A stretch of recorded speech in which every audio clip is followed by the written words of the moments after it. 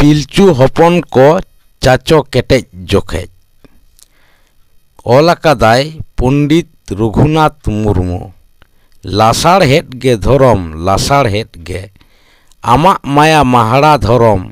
लासाड़ head गे एयाय कोड़ा एयाय कुड़ी पिलचू तकिन rain आमा थुमते rusk गे को चाचो केटेजन मानमी रेमा आम्मा आरहों उनकाम जुतकात बुगी जुदा नापाय लागिद आड़ांगेम एमाकात पिलचू हपन कोहों उनकान आड़ांग को साबकेत रोड़ कोहों रस्क गे को चेमेट इदी केत पिलचू तकिन दिनम सेता आमकिन गोडाम हपन कोहों आम रिया किन लई बाड़ावात को हपन कोमा आमा कथा बाको बाडाय लेत आयु बाबा किन आदो को कुली आड़िस किन धरम दोय अकय कान उनी उकारे मेनाय हरते दो चेद लेकान आबेन चेदा बेन गोडाय हपन को सुर लेका आदो पिलचू तकिन हो चोट उदुक कातेत आमा सानाम किन लयात को धरम दो सेरमारे मेनाय आदो बाय नेलो सिंह बुंगा ताय आजा मार्शाल हानी नेलेपे उनी दो उन ए दाड़े गोटाय मार्शालेत ओत सेरमा आया सानाम गोटाय कबल केत उनिया ओंग दाड़े तेगे आबो को आर को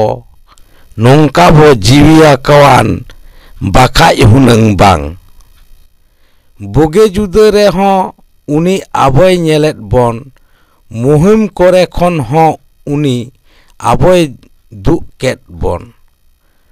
ओनाते आलिंग हों दिनम उनिलिंग गोडाय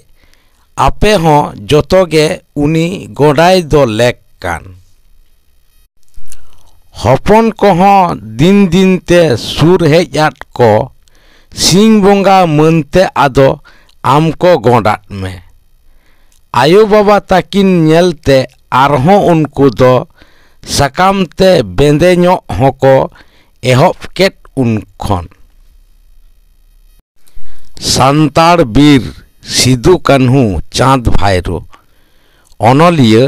नायके मंगल चंद्र सोरेन सिदु कान्हू आबेन गे सान्ताड़ बीर जनाम लेनाबेन दुमका जिला रे संगेते जय चीर जीवी एम कातेत जीवित किदाबेन सान्ताड़ पीड़ जुग जुग ᱧᱩᱛᱩᱢ ताहेन आबेन महावीर आबेन सावते चाँद भाईरो साब किदाकिन चीर तिंगुइनाकिन आबेन सावते जेमन सारारेन सीम भारत दिसोम आदि जाति आदि जानाम रोड़ अकोया हों बानु आना आबेन लेकान दौड़ दुमका जिला रे इंग्रेज दलाल हर हपन को रोडोज तिंगुइना बेन हारकेत सासेद दिसोम खुना अचो इंग्रेज हर को बादीना बाको बुझेवलेट कोचोट घाटामारी लहई को एहब किदा हर हपन काज इंग्रेज हर साव नेपेट तुपुट बांग रावाव लेना दुमका जिला रेन हर हपन बाको बतर लेना सेंगेल टूटी दुमका जिलाय आतार रंगो किदा हर हपना सारकापी बांगे लिचड़ लेना हजार हजार हर हपन जीवी को एम किदा ओना तेगे सान्ताड़ ᱧᱩᱛᱩᱢ भारत रे टिकाव हेना बीरभूम जिला झिलिमिली घुटू रे जीवी बेन एम किदा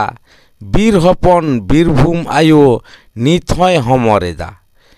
ठाटारबाजी दिसोम रफा आर आबो बन रापाचा जीवी एमो तिंगु लेन खान ओका कामी हो बांग अटका सिदु कान्हू चाँद भाईरो आपेगे सान्ताड़ बीर जोहार कातेत कथाज मुचाद जितकर आबेना चीर।